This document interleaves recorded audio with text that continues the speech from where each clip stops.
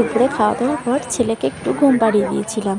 তো ঘুম পাড়িয়ে দিয়ে আমার তো আর ঘুম হবে না, ধরো বাড়িতে অনেক কাজকর্ম আছে, সেজন্য মা বসে গেছে সব রকম সবজি নিয়ে কাটতে। এখানে পরের দিন নবান্ন, তার আগের দিন কেটে রাখতে হয়। এখানে চাল ডাল ভেজানো আছে, আদাগুলো ছাড়ানো আছে, আর যা সবজি আছে সেগুলো অর্ধেকই বার করে দিয়েছি, আর বাসনগুলো সব রেডি করা হয়ে গেছে। এই দেখো আমি আদাটা পেস্ট করে নিলাম আর ডালটাও পেস্ট করে নিয়ে ঢাকা দিয়ে দিলাম। আর আমি মিক্সিতে চাল গুঁড়ি দেবো ভেবেছিলাম, কিন্তু আমি একটু বাইরে যাবো বলে মাই দেখলাম বেটে নিচ্ছে। আর মা মিক্সি চালাতে পারে না, তো এদিকে নারকেল কুটছে, নারকেল কোটার জন্য রস করা করবে। আর তারপর আমি একটু রেডি হয়ে বেরিয়ে এসেছি কোথায় জানো, অ্যাঞ্জেল বিউটি স্পা।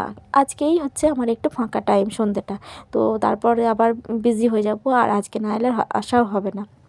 কেন এসেছি সেটা তো জানোই, আইব্রোটা করবো বলে, আর হেয়ারটা স্পা করলাম। তো আইব্রোটা করলাম আর হেয়ার স্পা করার জন্য আমি চলে এসেছিলাম। তো তারপরে তাড়াতাড়ি করে বাড়ি চলে গেছি, ছেলেকে ঘুম পাড়িয়ে এসেছিলাম, তো উঠে পড়েছে, কাঁদছিল। তো এসে দেখি মানে এত নামানো হয়েছে, ওগুলো সব ভালো করে গোছগাছ করে রাখতে হবে, তাই নিচের ঘরটা আগে ভালো করে পরিষ্কার করে নিলাম।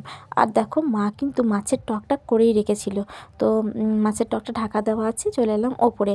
ওপরেই একটা ঘরে বেডশিটগুলো পাল্টিয়ে একদম ঘরটা রেডি করে নিলাম। এটা হচ্ছে গেস্ট রুম, আর এটা হচ্ছে আমার রুম। আমার রুমে একটা সুন্দর করে নতুন চাদর পেতে খাটটাকে সাজিয়ে দিলাম, আর ঘরেও এটা ওটা সরিয়ে টরিয়ে নিয়ে একটু ঘরটাকে সুন্দর করে পরিষ্কার করছিলাম। আর ছেলে তো আমার পিছন ছাড়বে না, আমি যে ঘরেই যাই না কেন। ও তারপরে দেখো এই ঘরে এসে আমি একটু নেল পালিশ পরে নিয়েছি। এবার হচ্ছে আমার জন্য একটু টাইম বার করে একটু মানে ফেসিয়ালটা বাড়িতেই করছিলাম, আর ছেলেকে বসিয়ে দিয়েছিলাম মায়ের পাশে, মা তো ঘুমিয়ে গেছে। আর উপরে গিয়ে লাস্ট ঘরটাও ঠিকঠাক করে দিচ্ছে মা। তো দেখা হচ্ছে পরের ভিডিওতে। Tata, good night.